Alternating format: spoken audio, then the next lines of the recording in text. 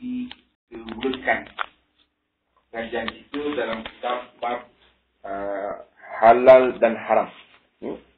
Seperti mana yang ditulis oleh Dr. Yusuf Al-Qaradawi. Dan hari ini kita masuk terus kerana pada pertemuan yang lalu telah kita bincangkan mukadimah. Jadi bagi tuan-tuan yang ada kitab, bolehlah buka muka surat 19 terus. Kitab ni tuan-tuan, dia hantar kepada saya ini saja dulu. Pasal hari tu lama dah dia hantar ni. Semalam baru dapat tahu 15. Jadi semalam diusahakan mungkin dia tak dapat nak bawa. Jadi untuk akan datang kita akan berilah ni, insya-Allah. Jadi sebelum kita masuk kepada perbincangan kita terusnya dalam kitab ini, kita lihat dahulu pengertian halal dan haram. Dia kata halal ialah perkara yang dibolehkan atau mubah. Ini bahasa Arab lah. Makna perkara yang diharuskan, yang telah gugur daripadanya ikatan dan sebulan bahaya, dan syariat membenarkan perbuatan. Itu maksud halal. Makna tidak ada mudarat. Yang kedua, haram, iaitu perkara yang dilarang oleh syariat melakukan dengan larangan yang pasti, yakni tidak boleh berubah, hingga mendahkan siapa yang melanggar larangan itu kepada siksa Allah Ta'ala di hari akhirat, dan ada kalanya boleh menyebabkan dia menerima siksa yang ditetapkan oleh syariat juga di dunia. Ini haram. Makna akhirat besok pun kena, dunia pun kena. Sebab itu setengah-setengah perkara hukuman bukan hanya di akhirat sahaja, di dunia pun ada. Itu berkait dengan haram. Nanti kita akan tengok perbincangan dia. Kemudian makruh jika dilarang oleh syariat suatu perkara, tetapi ia tidak memberatkan larangan kepada perkara itu, maka yang demikian namakan makruh, iaitu tingkatannya lebih rendah daripada haram dari segi susunannya, dan pelaku tidak pula dikenakan seksa sebagaimana yang dikenakan kepada pelaku yang haram. Cuma bila dilakukannya selalu dan tidak mempedulikan terhadap larangan seumpama itu, biasanya akan menarik pelakunya kepada yang haram. Kerana perkara yang makruh ini dihampir kepada yang haram. Artinya kalau terus dia dibuat ataupun dilakukan perkara yang makruh ini, khawatir akan jatuh kepada haram. Ini sebagai mukadimah kepada perbincangan kita dalam bab yang pertama. Jadi bab pertama tuan-tuan, kalau kita silap buku ni sikit, dia pergi kepada kaedah dulu. Jadi panjang sikit lah. Belum lagi kita nak masuk kepada benda yang lain. Tapi sebenarnya begitulah kita mengaji patutnya. Kita ni mengaji di masjid-masjid pun begitu. Kita mengaji tafsir terus. Ulum Quran tak mengaji. Kan? Kita mengaji tafsir terus. Patut mengajilah ilmu tentang Quran dulu. Ada perkara yang kita kena fahamkan dulu, baru kita mengaji tafsir. Tapi orang kita ni kalau dia mengaji yang itu, dia pening. Dia kira nak terus dia cepat. Fiqh pun sama juga. Kita tak mengaji basic dia, kita terus masuk je bab ibadah, terus masuk bab solat sebagainya. Sebab itu kadang-kadang payah sikit. Tapi kita tengok dalam kitab ini, jadi dibincangkan dahulu perkara yang awal bagi perbincangan soal hal dan haram ni. Baik, tengok Pertama dia kata prinsip Islam dalam hal haram dan halal. Asal setiap perkara membolehkan. Itu tengok muka surat 21. Ini prinsip. Makna ini yang kita pakai. Makna asal satu perkara harus. Yang dua, menghalal dan mengharamkan adalah hak Allah. Makna manusia tak boleh suka dia. Kalau Allah tak haramkan, dia tak boleh suka-suka nak mengharamkan. Atau Allah tidak menghalalkan, dia tidak boleh suka-suka nak menghalalkan. Sebab itu saya sebutkan dahulu tuan-tuan, setiap perkara kita nak tahu boleh tak boleh, untuk kita buat, kita tengok apa agama kata. Kerana soal boleh tak boleh bukan ikut kita tak, atau ikut orang tak, atau ikut orang buat pun tidak. Pasal kadang-kadang kita tu dia kata imam tu buat. Bukan imam tu punya kerja nak memboleh atau tidak kepada satu perkara. Sebab itu kita tengok apa agama kata. Itu maksudnya. Mengharamkan yang halal, menghalalkan yang haram sama sebanding dengan syirik kepada Allah Ta'ala. Tu maksud tu. Sebab itu kadang-kadang kita nak berhati-hati bab hukum ni. Bab hukum ni berhati-hati. Tapi orang Melayu kita ni tak boleh. Kalau tertanya pada ustaz kata, nanti kita jawab minggu depan. Nampak koman. Kita teruk betul ustaz ni. Minggu depan baru nak jawab. Pasal dia rasa hukum ni direct aja. Tak bertenang. Sebab itu kita Lebih-lebih lagi perkara yang tak pasti. Ya? Atau tak boleh suka-suka tu. Pengharaman sesuai dengan segi keburukan dan bahaya. Ini jelas. Meletak pada yang halal saja, tidak perlu mencari pada barang pada yang haram lagi. Ini yang disuruh oleh agama lah. Ya? Apa yang menarik pada yang haram, hukumnya haram. Makna perkara yang boleh membawa kepada haram, haram. Contoh, masalah zina. Berdua-duaan boleh menyebabkan zina. Berdua-duaan itu haram. Itu maksud dia, apa yang menarik. Kan? Bukan menarik itu maknanya cantik. Sebab itu kadang-kadang kita mengaji kitab ni, tuan-tuan nak kena mengajilah. Baca bukan tak boleh, boleh. Tapi kalau kita baca ni, apa yang menarik pada yang haram, haram. Apa pasal pula yang haram ni menarik? Kan? Makna di sini ialah apa benda yang boleh membawa kepada haram, hukumnya adalah haram. Itu dia. Membuat tipu helah pada yang haram, haram. Pasal ada orang dekona-kona. Kan dekona nak bagi benda tu halal, haram juga. Kona tu haram lah. Niat yang baik tidak boleh mensahihkan haram. Ini jelas lah. Ini biasa kita pakai ni, tak apa niat, kata ni niat-niat. Bawa-bawa tenang. Menjaga diri yang subhah, yakni yang sama-sama. Pasal subhah ini Nabi kata di antara halal dan haram. Wabainahuma umurun mustabihah. Di antara halal dan haram ada benda yang namanya subhah. Itu kena tinggal lah. Tidak berpura-pura dan membeza-beza dalam yang haram. Ada orang yang ini haram. Kan? Arak haram kata dia. Ada setengah orang gitu. Arak jangan buat kerja kata dia. Besar tu. Nombor ekor. Itu tak apa. RM2 je. Dia makna sebahagian haram. Sebahagian halal. Ada tuan-tuan. Dia main nombor semayang. Pada dia nombor tu biasa je. Dia kata lah Ustaz. Saya main RM2 je. Kena pun tak apa. Tak kena pun tak sedih kata dia. Memanglah sepanjang-panjang dia main memang RM2 je. Dia tak lebih pun. Menang pun RM2, kalah pun RM2. Boleh dapat ke RM2? Terdapat. Small dapat small. Dan satu prinsip yang lain dalam agama yang kita harus faham ialah darurah membolehkan yang dilarang. Makna keperluan. Darurah ni maknanya keadaan yang mendesak. Itu boleh. Contoh ini kan kita akan bincanglah tuan-tuan nanti dalam bab yang ujung-ujung ni. Bab ini tak tahulah tahun bila kita masuk ni. Maknanya dalam keadaan tertentu. Ini prinsip agama tuan-tuan ya. Prinsip agama. Dalam keadaan tertentu yang dah tak boleh sangat, kita boleh buat perkara yang walaupun ia dilarang. Contoh sekiranya dengan sebab tak makan menyebabkan kita mati, maka makanlah benda yang ada. Kalau ada daging orang yang mati depan tu, itu je lah yang boleh makan. Makanlah. Kalau ada tak ada yang lain lah. Kot ada ayam mati, ayamlah dulu. Jangan orang juga. Kan? Ada 2 ayam mati, orang mati. Mana nak berdal dulu? Maknanya, dalam keadaan darurat itu, diharuskan perkara yang diharamkan. Ini kita akan bincang. Ini prinsip dia. Makna prinsip ni asas lah. Prinsip ni asas dia. Makna benda pun, konatang mana pun, dia tetap pergi ke situ. Itu saja. Sebab itu kita faham prinsip dia dulu. Habis. Kita masuk surat 22. Saya pun sebenarnya untuk tajuk yang pertama tak ada nak panjang-panjang sangat lah. Kita baca mana yang perlu kita hurai-hurai lah. Perkara halal dan haram ini sama seperti lain-lain perkara yang ramai dari kaum jahiliah dahulu tersesat jalan mengalami kekecohan yang luar biasa dalam hal sehingga mereka menghalalkan yang haram lagi buruk dan mengharamkan yang halal lagi baik. Ini seperti apa yang dilakukan oleh penyembah berhala. Penyembah berhala. Itu nak sebut apa tu? Dan dia tulis tu. Watsani kan? Apa benda pula watsani ni? Bukan watsani tu. Sebutannya wasani. Huruf sa. Makna wasani tu orang menyembah berhala. Kan? Kalau kita tu sebab saya kata tadi, kadang kita baca kitab ni kena mengaji. Kalau kita baca saja, berhala watsani.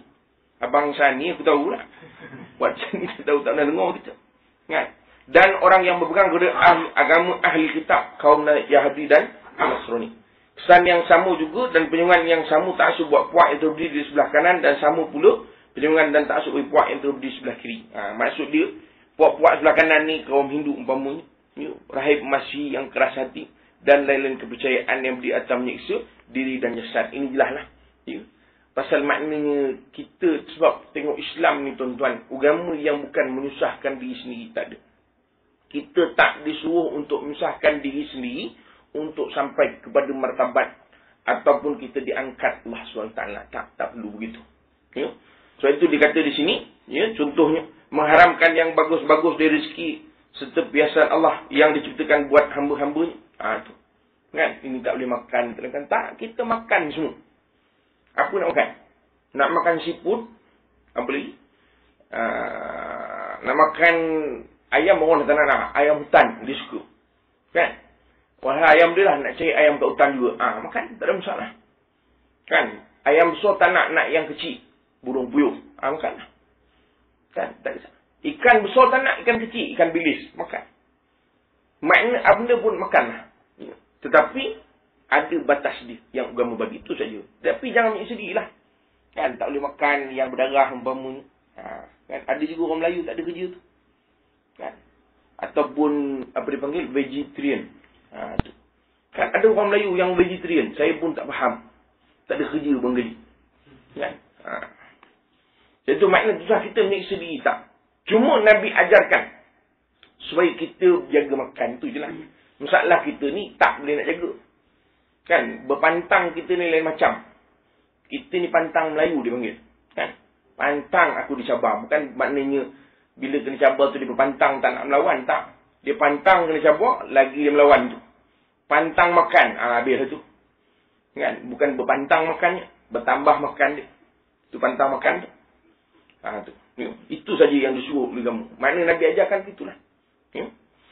Dan dikata kekerasan kerahiban masih pada abad pertengahan yang mencapai kemuncak luar biasa. Pengharaman barang-barang yang baik tersampai kepada peringkat keterlaluan. Hingga mencapai bilangan ribuan daripada sampai ke berdosa bahawa mencuci kedua kaki pun adalah berdosa. Dan masuk kamar mandi pun adalah membawa kepada penyesalan dan kerugian. Ini antara contoh lah tuan-tuan. Sebab itu kita tengok orang masih ini.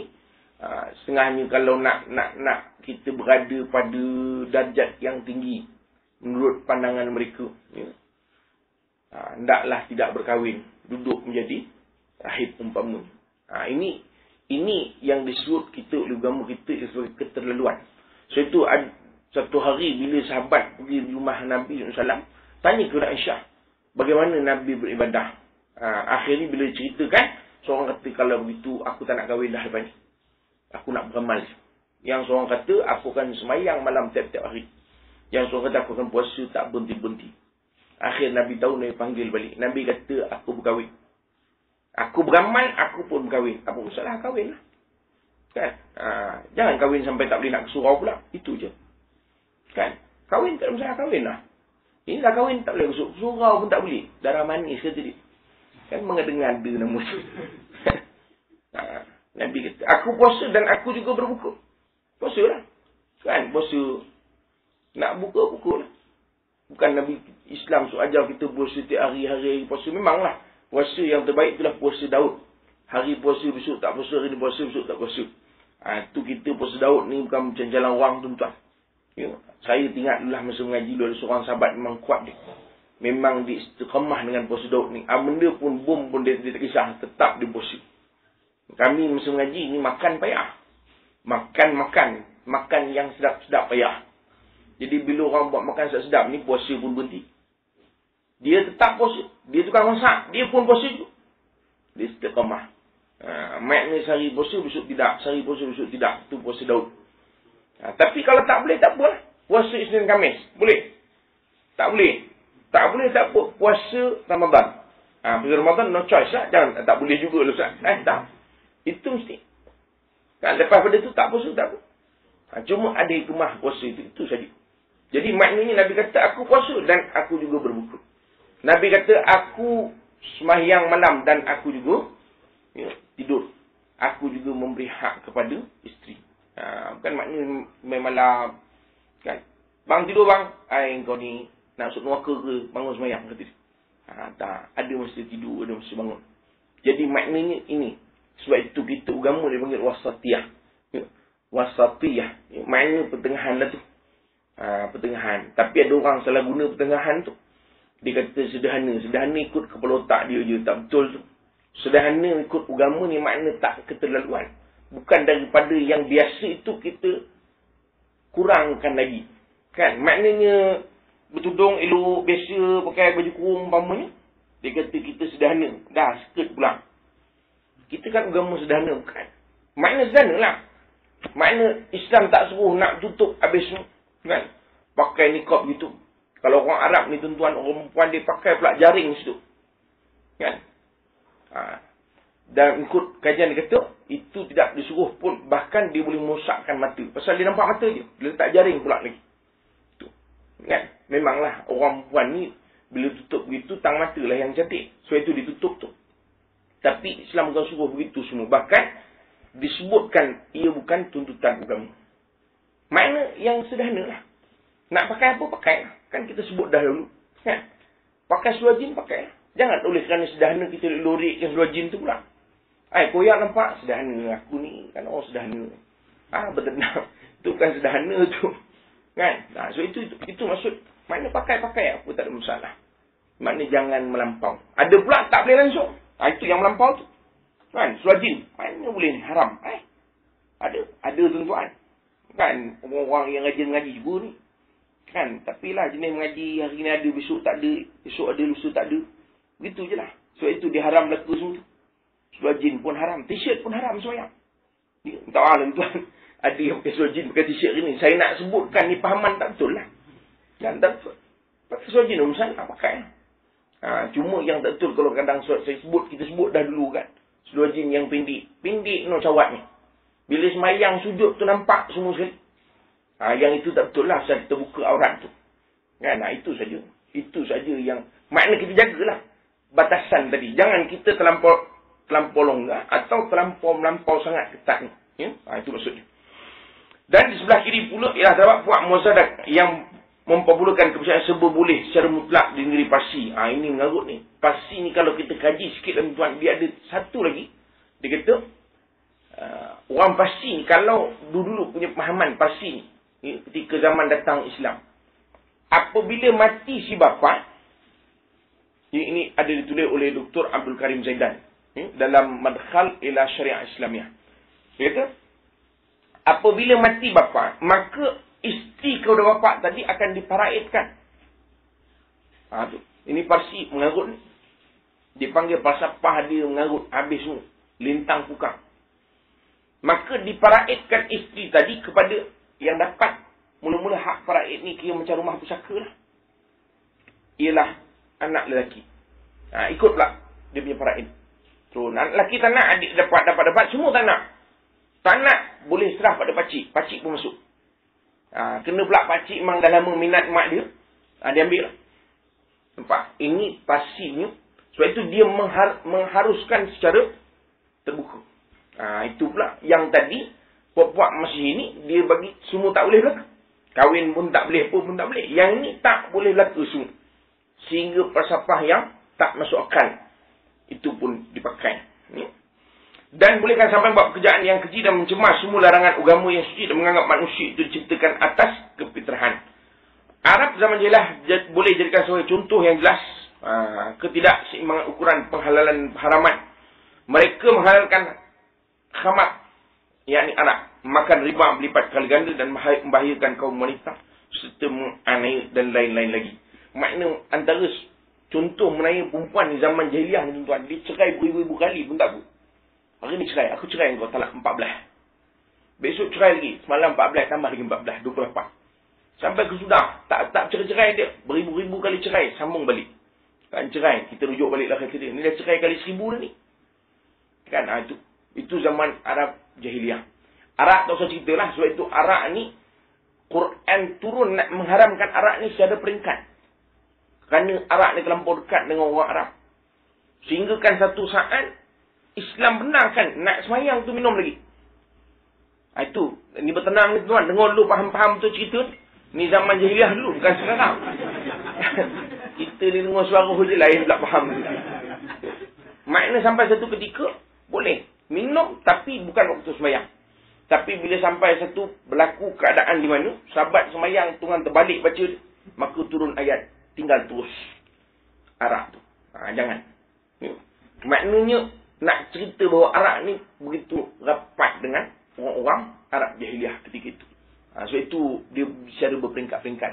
Menunjukkan juga kita ni kadang-kadang benda yang kadang-kadang orang mengarut buat ni, bila nak berubah tu kena tenang-tenang lah. Jangan drastik. Macam kita lah, dulu kita maklumlah zaman muda-muda. Mak awal ni kita tak minat yang tudung. Kita minat Ratu Cantik.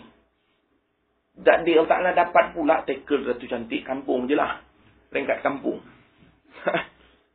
Bila tak lama kita pun dah rajin pula mengaji. Dah nak suruh dia bertudung pula. Tu kena bertenang tu.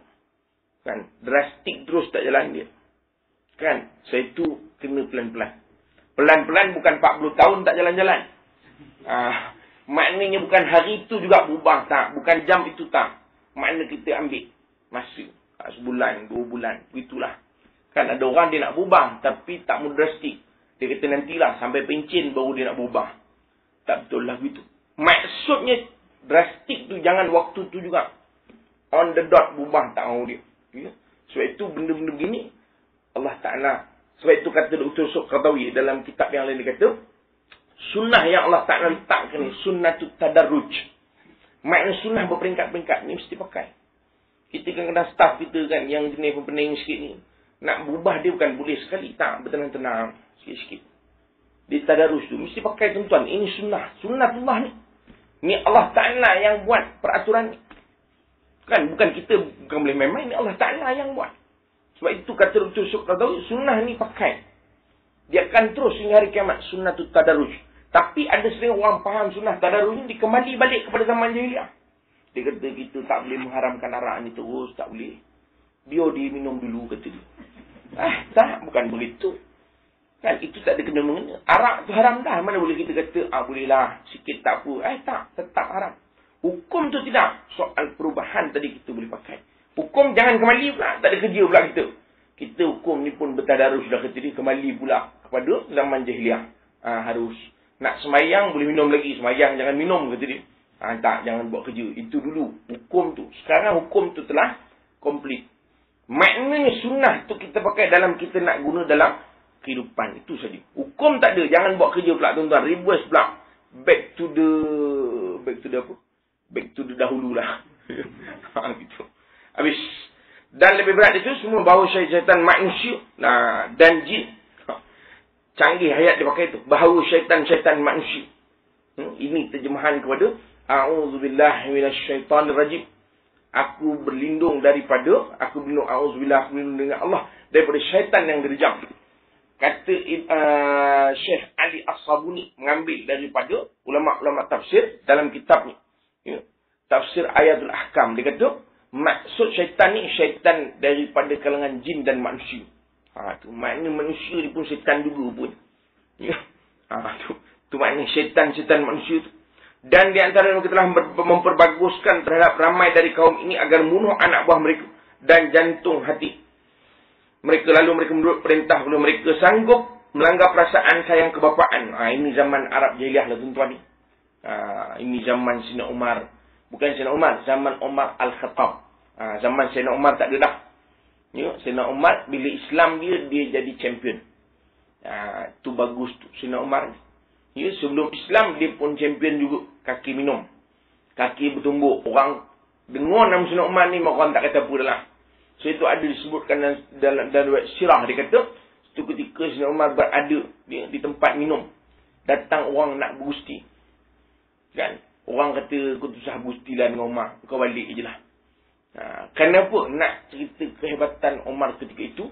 Memang makruf. Bukan di Mekah saja. Terkenal sehingga luar Mekah. Sebab itu Umar ni tuan-tuan bila hijrah. Dia bukan senyap. Orang lain pindah ke Madinah tu diam-diam. Tahu-tahu hilang dah. Umar tak ada. Dia pergi ke Kaabah tu, dia buat announcement pula. Dia kata, tuan-tuan ni saya nak berhijrah ni. Nak ke Madinah. Rasa-rasa kalau siapa nak tinggalkan anak yang jadi yatim piatu ataupun isteri yang menjadi balu, tunggulah tengah jalan. Seorang pun tak tunggu sampai kesudah. Ini sebab menunjukkan tuan-tuan, kita kalau untuk agama nak buat something, bukan makna buat something ni jadi something. Makna menunjukkan orang Kelantan bagi apa? Orang Kelantan grebek. Tu dia. Nak buat grebek untuk agama tak pun. Boleh faham tu? Makna nak mempertahankan agama tu, tunjuk grebek tak pun. Tu makna ni. Bukan buat grebek untuk hala tu. Tak. Nak pertahankan agama. Tu tak pun. Sebab tu Umar dia buat gitu. Tu. Ya. Macam ada bunyi. Tak ada harapan. Jadi makna inilah Umar ni tuan-tuan, masa zaman dia, anak itu ditanam hidup-hidup. Ini yang Allah Ta'ala sebut. Wa kadzalika zayyana al-katsir minal musyrikina qatla auladihim syuraka'uhum liyurduhum wal yalbisu alaihim dinahum. Dan begitu pula kebanyakan dari kaum musyrikin telah diperbagusi oleh suku-suku mereka untuk membunuh anak-anak mereka dan burukkan sikap mereka mengelirukan perkara agama mereka. Tapi ingat kalau Sayyidina Umar hidup zaman ni, dia selut lagi dengan orang Melayu kita. Kan dia kurang-kurang anak perempuan dia dibunuh. Anak lelaki dia tak bunuh. Zaman Fir'aun anak lelaki je bunuh. Anak perempuan dia tak bunuh. Fir'aun ni jahat-jahat dia kira ada berkesihan dulu lah. So dia kata bunuh anak lelaki-lelaki saja. Itu pun kes tukang mimpi dia mimpi. Dia kata tuanku saya bermimpi tuanku punya mahkota dia rampas kata dia. Maknanya nanti akan ada orang akan ambil tahta tuanku. Fir'aun dalam kabut dia. Dia tak boleh dengar itu. Diarahkan bunuh anak lelaki-lelaki. Itu zaman Fir'aun lah. Zaman Arab Jahiliyah, dia bangga pula ada anak lelaki-lelaki. Suka dia. So itu orang Arab ni tuan-tuan dia pakai. Kita orang Melayu ni tak adalah. Sampai kesudah nama kita je. Kan? Orang Arab dia pakai nama anak dia. Dia letak Abul Walid, Abul Hasan. Kan tu yang orang Melayu letak nama Abu Hasan tu. Kan? Tanya dengan dia. Anak nama Hasan tu? Tak ada. Abu Hasan ni siapa yang Hasan? Saya lah Hasan. Abu tu bapa. Bapa Hasan. Kan? Rupanya dia. Maknanya tu bahasa Indonesia lah tu. Bapa Hasan. Tu orang Arab tuan-tuan dia pakai tu. Dia tak pakai. Dia biar ada anak saja dia tak panggil dah nama Sulaiman tak panggil Sulaiman. Siapa nama anak? Karim. Abu Karim. Abul Walad. Abul Walid. Dia banyak gitu. Dia bangga dengan anak dia. Kita tak pakai lah kan. Tapi sekarang ni ada yang pakai juga kan. Ada. Orang Melayu sekarang ni dah bagus dah. Dia suka ikut orang Arab. Kan. Dia ikut. Sekejap tuan. Assalamualaikum. Anak tengah kuliah. Sekolah semua. Jadi makna orang Melayu ni adalah ikut juga. Kan. Ada setengah tu dia pakai juga tu. Abuya. Ada. Abuya. Bapak dia panggil Abuya. Kan. Itu ikutlah tu. Abuya sebenarnya. Abuya. Dia bukan Abuya sebenarnya. Ya Abi. Abuya ni dia panggil bahasa pasar. Abui. Abui. Itu bapak saya. Abui. Tapi orang Melayu dengar Abuya. Dia tambah ya lah orang kali ikut ujung tu. Tu. Maknanya bapak saya lah tu. Ada yang panggil Abi. Tu lah tu. Dari segi grammar dia. Bapak aku. Kan. Mak panggil Umi. Ibuku. Kan. Maknanya kita orang Melayu ni pakai lah. Ada pakai. Sekarang pun. Mana-mana pun orang banyak cakap pun. Kadang-kadang pakai slang Arab. Anak hantar. Kan itu. Baguslah perkembangan bagus tuan. Bagusnya maknanya mudah-mudahan dia bukan belajar itu je. Dia mengajilah sikit. Dia anak hantar mengaji tak. Kan mengaji tak pun payah juga. Maknanya minat dia bahasa Arab tu. Kerana ilmu agama tu dalam bahasa Arab tu. Kan. Agama tu datang dalam bahasa Arab. Tak apalah. Tapi cuma kadang sian juga dia terbalik. Anak tu saya hantar tawak. Kadang-kadang dia bilang maklumlah orang baru nak pakai. Anak hantar. Dia jumpa orang. Anak ke mana semalam? Dia tanya orang. Dia tanya dia balik. Kan orang tu pening aja. Anak ke mana semalam? Mana nak tahu. Dia nak cakap juga tu. Tak apalah. Kan? Mana dia tanya saya ke mana? Dia tanya orang dia ke mana. Tapi tak apalah. Makna tunjuk orang Melayu suka tu. Maka para sekutu dia penyokong agama penyembah berhala telah membawa mereka kepada macam-macam cara untuk membaguskan perkara membunuh anak mereka kepada kaum para bapa dengan bapa sebab. Kerana mereka takut miskin. Ini tuan-tuan ni. Kita sambil kita ngaji bab ni kita sambil-sambil lah. Makna kita pun sama juga. Jangan takut miskin. Kerana anak. Jangan. Sebab itu kita ni kena cita-cita lah anak banyak sikit kot. Kan cita-cita ada pun jadilah cita-cita. Tapi maklumlah yang beranak bukan kita. Kan. Jangan kira cita-cita je. Yang beranak orang lain tu. Kira cita saya ingat cita-cita saya 7 orang lah nak bawa bertenang. Awak anak menangis pun tengok tidak. Tiba-tiba nak 7. Kan. Maknanya tuan-tuan nak menyatakan. Bukan soal apa. Soal kadang-kadang ada orang begitu. Dia takut miskin. Mana nak sikit cukup zat. Kata makan tak cukup. Tak. Jangan begitu tuan-tuan. Rezeki anak ni bukan kita yang bagi. Allah Ta'ala bagi. Jangan takut. Tapi kalau tak boleh nak ramai anak sebab lain tu, tak boleh nak kata apalah. Itu bab lain. Ni makna yang sebut kerana takut miskin ni. Yang sebut kerana takut miskin ni. Ini yang jadi sebab kepada orang-orang Arab jahiliah. Itu sah. Takutkan malu. Kalau anak perempuan tu juga. Itu orang Arab lah. Sebab itu dia bunuh anak perempuan tu. Mendekatkan diri kepada Tuhan dengan menyembelih anak sebagai kurban. Itu. Ini kita tak buat lah. Dan lebih mengherankan lagi bahawa mereka telah menghalalkan anak-anak dengan cara menyembelih atau dengan cara menanam hidup-hidup. Kemudian mereka mengharamkan pula ke atas diri mereka barang-barang yang bagus seperti makan tanaman dan binatang yang disembelih. Dan lebih mengherankan lagi, mereka menganggap semua ini dari hukum agama yang mesti dipatuhi. Kerana mereka telah mendakwa semua hukum itu datangnya dari Allah. Lalu Allah Ta'ala telah menolak pendakwaan mereka.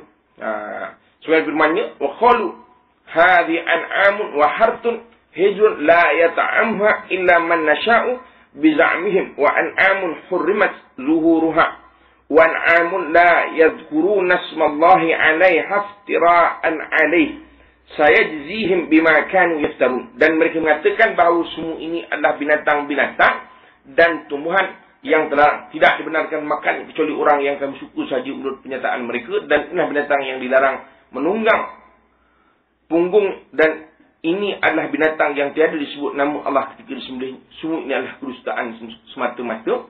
Allah akan balas mereka terhadap apa yang mereka dustakan. Maknanya tuan kita benda-benda ni, soal nak menghalalkan ni bukan kerja kita tuan-tuan.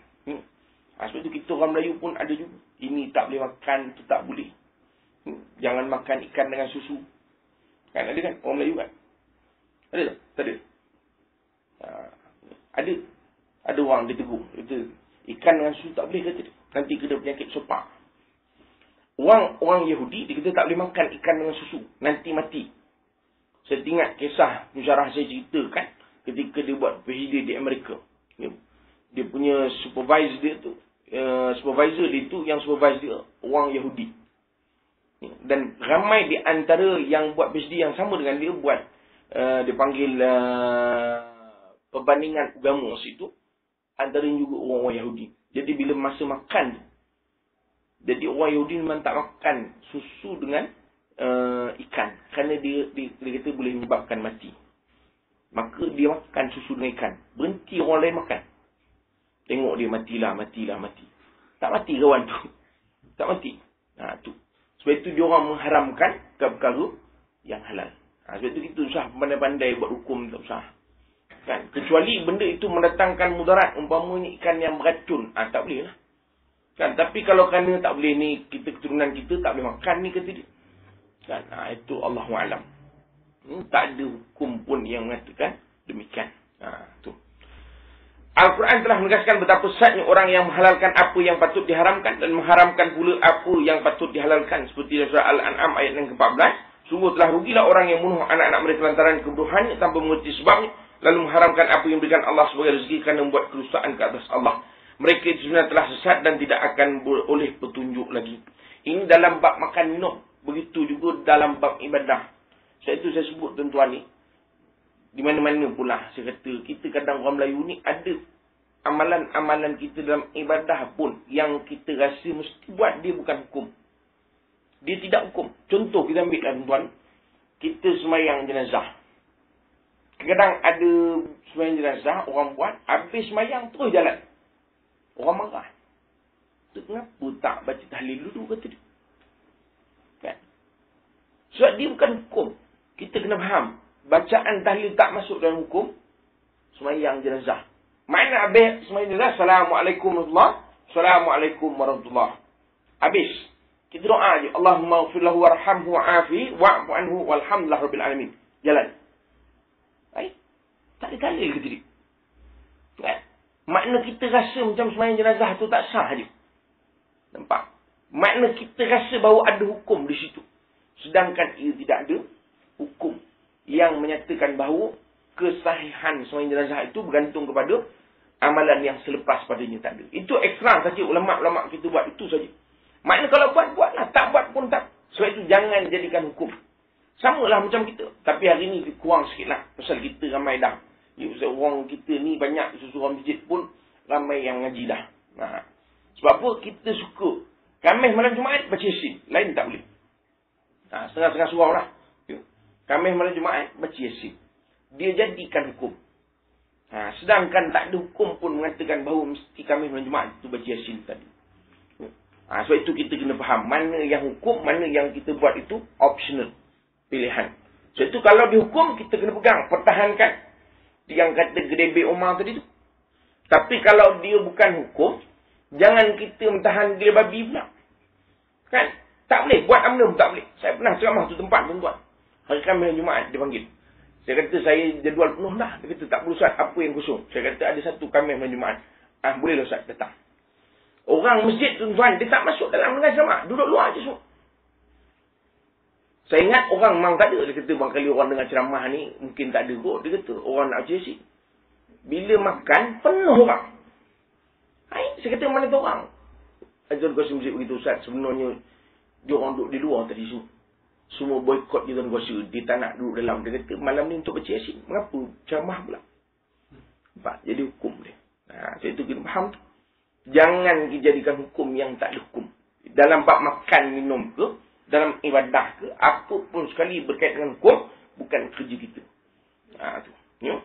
Islam pun datang dan mendapati kesesatan dan penyelenggan dan pengharaman-penghalalan ini, maka yang pertama-tama dibuat Islam adalah betulkan dari segi sangat membahayakan diri dari perundangan ini, iaitu dengan baru jumlah prinsip-prinsip perundangan yang baru dan menjadikannya sebagai satu asas yang berdiri di atasnya halal dan haram. Islam mengembalikan setiap perkara dan tempatnya pada asal serta menegakkan kesaksamaan dan mendirikan keadilan dan perimbangan terhadap apa yang dihalalkan dan apa yang diharamkan. Dengan sebab itulah umat Islam duduk di tengah-tengah manusia yang sesat dan yang menyeleweng di antara kanan dan kiri sebagai umat pertengahan. Ini ummatan wasatah. Ini yang kata ummatan wasatah tu. Jangan kita perasan pula ummatan wasatah kalau sekiranya tak ikut agama. Macam kita lah, minta maaf tuan-tuan ni. Hari ni orang sibuk tanya saya lagi. Ustaz, apa pandangan Ustaz? Sebenarnya golongan keturunan Nabi ni. Kan ada orang golongan keturunan Nabi. Sebenarnya tuan-tuan ni, cerita keturunan Nabi ni bukan Indonesia je. Saya teringat lagi dulu, masa mengaji dulu, dari Babas. Dia bulan puasa, kami puasa, dia tak puasa. Kami tanya, dia kata, jangan main-main aku keturunan Nabi. Mentang-mentang keturunan Nabi, tak payah puasa. Nampak? Sebab dia nak pesankan. Betul kita menghormati keturunan Nabi SAW. Tetapi keturunan Nabi ada juga yang mengarut. Ada. Sebab itu, sebahagian yang memang keturunan Nabi yang menjadi sebagai apa dipanggil itu pendukung kepada dakwah Nabi sallallahu alaihi wasallam. Tapi bukan jaminan bila kita keturunan Nabi makna kita elok belaka tak. Sebab orang sibuk tanya bab keturunan Nabi, saya kata bawa-bawa tenanglah, sudah-sudahlah, sudah bincang lagi dah. Pasal kita bangga keturunan, kita ni suka bangga keturunan ni. Kan? So, itu amalan. Inna akramakum indallahi atqakum, kata Allah Ta'ala. Makna paling bertakwa itulah yang paling mulia. Tak kira lah keturunan siapa. Saya keturunan Tan Si. Bawa tenang. Tak pakai tu. Mereka tak tanya kau keturunan apa ni? Tak ada. Sebab itu maknanya tuan-tuan. Soal yang dimuliakan Allah Ta'ala ni ialah ketakwaan kita. Amalan kita. Pemahaman kita pada agama bagaimana. Penghayatan kita bagaimana. Itu yang Allah tengok. Itu yang menjadi ummatan wasatah tu. Kan? Umat yang pertengahan. Kita lah tu. Dan dia kata, sebagaimana disebutkan Allah SWT jadikan umat yang terbaik yang dikeluarkan kepada sekalian bangsa manusia. Umat Islam lah tu. Ya, maknanya Islam ini, umat Islam ini sebagai umat yang terbaik di antara umat manusia. Tapi kita jugalah yang paling melingkup di kalangan umat manusia. Kan, apa nak kata? Paling malas pun kita juga. Sebab itu kita ni orang Islam, bukan Malaysia saja. Kita disebut orang Islam ni semualah. Satu dunia. Lebih-lebih lagi dunia Arab. Lagi kelang kabut tu. Papua tu. Kan? Mana habis cerita Palestin tu? Mana habis? Tak ada. Bukan zaman ni tuan-tuan. Saya ingat lagi. Saya mengaji sama sejarah Palestin. Raja Allah tu, bapa dia Raja Hussein. Itu dulu antara orang yang dipanggil memperjuangkan Baitul Maqdis pun lingkup juga. Akhir tunduk kepada Israel. Nampak? Itu nampak Arab ni lingkup juga. Kita bangga-bangga pun lingkup sama. So itu kita ambil mudah je lah tuan-tuan. Saya ingat lagi ketika tsunami tu diberitahukan antara yang mula-mula sampai bukan orang Islam. Ke Aceh ketika dulu. Siapa yang mula sampai? Siapa? Orang Kristian. Mana yang beli kelab Manchester City tu? Mana-mana? Kan, Ustaz dia tahu bola juga. Mana yang kaya-kaya? Mana yang kaya? Tuan-tuan pergi ke Dubai. Kan? Hotel paling mahal di dunia tu. Kan? Satu malam berapa puluh ribu harga dia. Mana yang kaya-kaya ni semua? Sebab itu kita yang kata umat terbaik ni tuan-tuan, sebenarnya bukan kerana kita Islam saja, tetapi kerana kita pakai Islam. Kita jadi terbaik. Tapi kalau kita Islam saja, dia kata I'm Muslim. Bawa tenang. Muslim saja belum cukup. Kalau kita tak pakai Islam tu, itu baru masuk yang kata umat terbaik. Jadi itulah nampaknya hari ni pun mukadimah jugalah gaya. Yang dulu mukadimah kitab, yang ini mukadimah tajuk. Apa boleh buat tu? Jadi kita sambung lagi. Untuk bulan ni tuan-tuan kita cubalah minggu ketiga. Kita cubalah tengok boleh tak boleh jalan.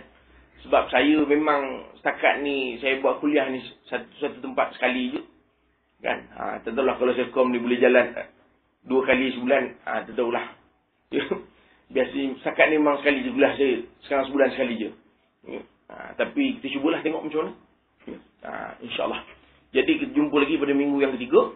Dan siapa yang nak beli kitab masih boleh lagi tuan. InsyaAllah pada minggu yang akan datang kita bawa kitab sama sekali. Saya dipahamkan 15 orang. Boleh tahan juga sini. Jadi up sikit lah. Bagi je 20 orang, 30 orang. Barulah semangat sikit nak mengaji tu. Ya kan? Saya tarik tadi apa disebut oleh Dr. Zahzan. Dia kata, pagi tadi dia sebut, kita boleh beli handphone canggih-canggih, kitab tak boleh beli. Koman sungguh. Kasut tuan-tuan, kasut buat pijak tahi. Kan buat pijak tahi, masuk tandas. Minta maaf lah ya, orang kalau dengar ni. Masuk tandas, najis tu. Bukan main mahal harga, 300. Krok, apa krok? Beli kitab RM50 rasa tak sanggup gitu. Ini tuan-tuan ini maknanya modal kita. Kasut beratus-ratus boleh beli tu. Jadi kita fikir-fikirlah. Balikkan renunglah balik, menung balik. Kan? Kalau yang kaki motor exhaust pula, exhaust beratus, exhaust je. Pegang pun panas, ni pegang tak panas. Fikir begitulah. Cubalah fikir macam ni. Ya, wallahu a'lam. Ada soalan? Kalau ada lah, jam dah dekat pukul 2, tuan-tuan pun nak kerja pula dah. Ada soalan?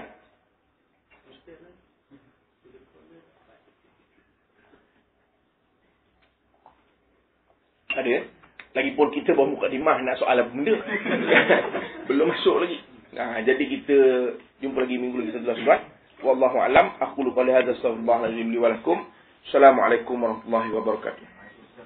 A'udzubillahi minasyaitonir rajim. Bismillahirrahmanirrahim. Alhamdulillahirabbil alamin. Wassalatu wassalamu ala asyrofil anbiya wal mursalin wa ala alihi wa sahbihi ajma'in. Allahumma ja'al jam'ana hadza jam'an marhuma wa tafarruqana min ba'dihi min tafarruqan ma'suma. Allahumma arinal haqqa haqqan warzuqna ittiba'ah wa arinal batila batilan warzuqna ijtinabah. Sallallahu alaihi wasallam Muhammad wa ala alihi wa sahbihi ajma'in. Walhamdulillahirabbil alamin.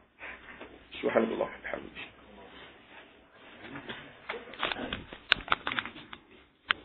Bagi kita mulakan kajian kita dalam kitab bab halal dan haram.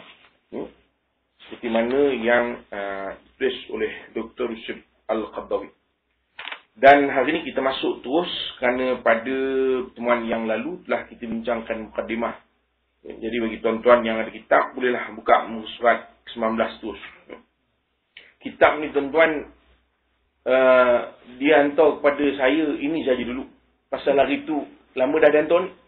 Semalam baru dapat tahu 15. Jadi semalam diusulkan mungkin dia tak dapat nak bawang. Jadi untuk akan datang kita akan berilah ni, insya-Allah. Jadi sebelum kita masuk kepada perbincangan kita